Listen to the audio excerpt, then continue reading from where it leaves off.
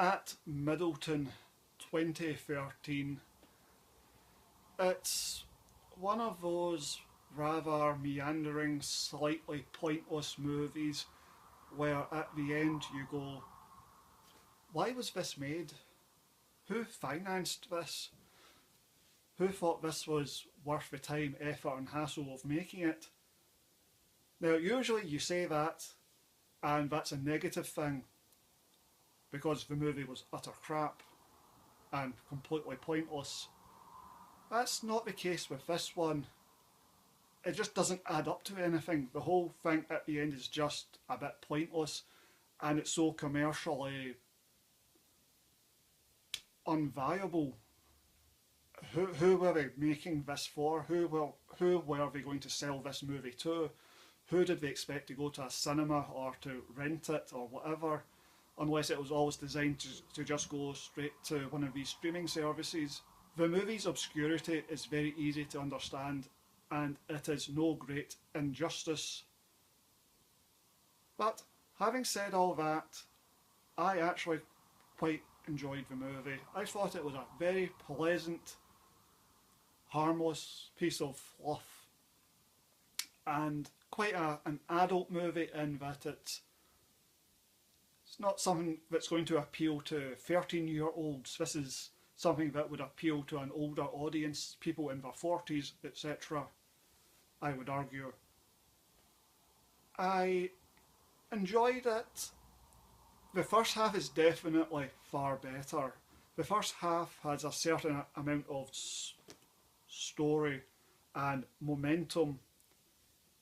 Then the tour of the college ends and the forward momentum of the story judders to an end, really.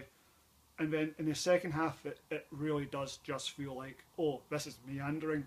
They are artificially stretching the running time. They are finding episodic vignettes of activity for the characters to do in order to get this up to a feature-length running time. These scenes are rather pointless. But again, having said it, that complaint would almost every time be a case of, well, the movie's a bunch of crap, the movie is irritating, the movie is boring, the movie isn't working, the movie is badly structured. This case, it's a case of, you know what, it's a pleasant, meandering viewing experience. It might not be great entertainment, but it's not boring, it's perfectly okay, it's perfectly fine. I mean, it could be better. These vignettes could be a lot more eventful and impactful and could have more dramatic meat on them or actual, jokes. I mean, I guess it would be classed as a comedy, a drama comedy combination, but there's no drama and there's no comedy. Also, I wouldn't really say there's much of a romance in it. It has a small amount of each, but it falls between all the different stools and never really becomes one or the other. So it's one of those, again, whenever I say that a movie doesn't have enough of one element and enough of the other element, and it kind of becomes this sort of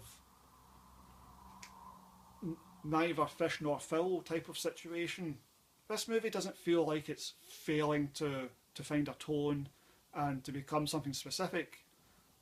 It does feel like, no, this is the right amount of comedy they were trying to achieve, this is the right amount of drama they were trying to achieve, this is the right amount of romance they were trying to achieve. It's just more a case of they chose this amount, and the real question is, okay, they chose this and they've succeeded in creating that amount of drama, romance and comedy. The question is, but what was the point? Why make this? Why did someone read the script and go, oh, this is slightly romantic, slightly comic, slightly dramatic, but not really much of either one? So let's not bother doing a rewrite and let's just, spend several $1 million to make this movie. As I say, it's just, they've achieved what they set out to achieve. It's just a question of, was it actually worthwhile achieving this in the first place? As I say, I think the movie's perfectly okay. I had never heard of the movie. and I was watching Party Girl on Freevee on Amazon, which is a free service, and you get adverts from time to time, and one of the adverts was them advertising at Middleton, so I saw like a 18-second advert, and I thought, actually, that looks okay. So a few hours after Party Girl ended, I put on At Middleton, and as I say, I enjoyed it. The first half is far stronger. It might be one of those cases where, if they had made a 60-minute movie rather than a 100-minute movie, it would have been so much better. There just isn't enough story. They're artificially stretching it. So, to sum up, I enjoyed it. I actually thought it was perfectly decent. I wouldn't recommend it to anyone, but I would not recommend not watching it. It really is a case of, well, if you want to see a fairly adult kind of movie in which older people sort of meet up and just sort of hang out together and kind of sort of form some kind of a relationship, and there's a tiny amount of comedy that will generate a few at most. There's no laugh out loud moments, there's no big jokes.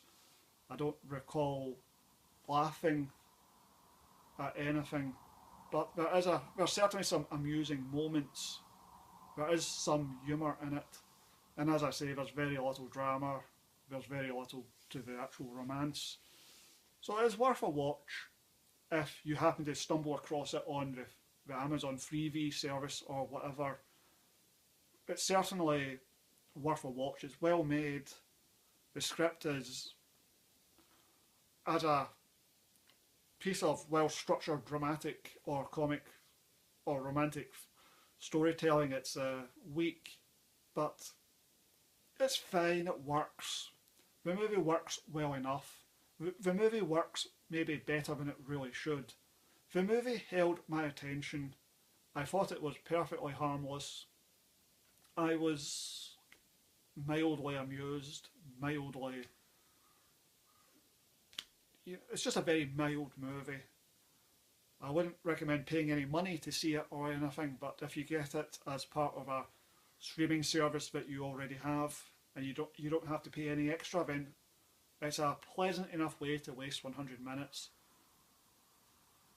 But as I say, the first half is where it seems to have a proper story. It has the most story to tell, and then it runs out of story, and then it just meanders. And the meandering isn't particularly interesting or funny or dramatic, but it's also watchable. It's not irritating, it's not boring, it's just sort of, it's there, it will do the job. So overall, I would give the movie 6 out of 10, because it did hold my attention. As pointless as the whole thing ended up feeling, I didn't hold it against the movie. Yes, it was a bit pointless, but it held my attention and entertained me in a low-level sort of way for 100 minutes, and for that, that's fine.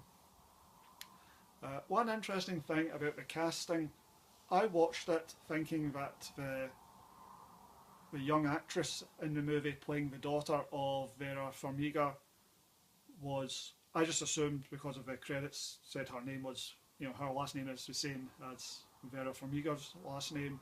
So I thought, oh, that's her daughter, that's her real life daughter.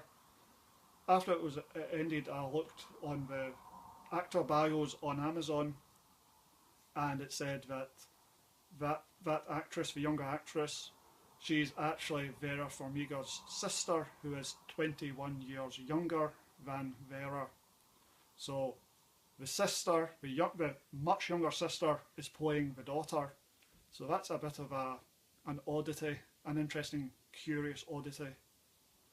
Perfectly decent movie. If you have access to it, I would say you could do a hell of a lot worse. There is much worse out there on these streaming services. I didn't mind it. It was perfectly okay.